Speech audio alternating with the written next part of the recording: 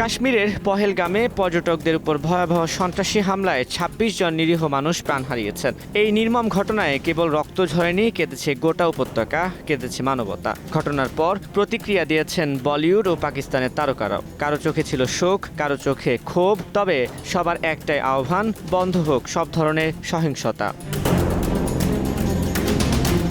হামলার পরপরই নিজের ভেরিফাইড এক্সে শোক বার্তা দেন বলিউড কিং শাহরুখ খান। লিখেন, এটা কেবল একটি হামলা নয়, এটা মানবতার উপর এক নিষ্ঠুর আঘাত। প্রিয়াঙ্কা চোপড়া বলেন, মানুষ আনন্দ খুঁজতে গিয়েছিল, অথচ ফিরল লাশ হয়ে। এ কেমন পৃথিবী? প্রতিক্রিয়া জানিয়েছেন অক্ষয় কুমারও। সোশ্যাল মিডিয়ায় তিনি লিখেছেন, এই পুরুষোচিত বর্বরতা মেনে নেওয়া যায় না। এছাড়া আনুশকা শর্মা, আলিয়া ভাট, রশ্মিকা, আল্লু অর্জুন, সঞ্জয় দত্ত সবার কণ্ঠই ছিল প্রতিবাদ আর শান্তির বার্তা।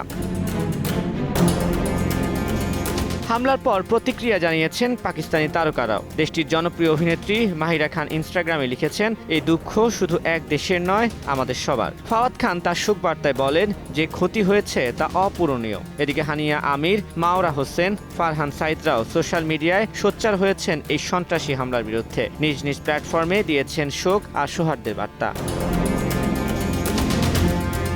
সন্ত্রাসে নেই কোনো জাত, নেই ধর্ম, নেই কোনো ভাষা। সন্ত্রাস জানে কেবলই মানুষকে হত্যা করতে। তাই তো এমন নির্মম হত্যাকাণ্ডের পর দেশ, ভাষা, ধর্ম বিভেদ ভুলে এক কাতারেই দাঁড়িয়েছেন দুই দেশের তারকারা, ছড়িয়েছেন ভালোবাসা আর সহানুভূতির গল্প। তানভীর হাসান, সময় সংবাদ।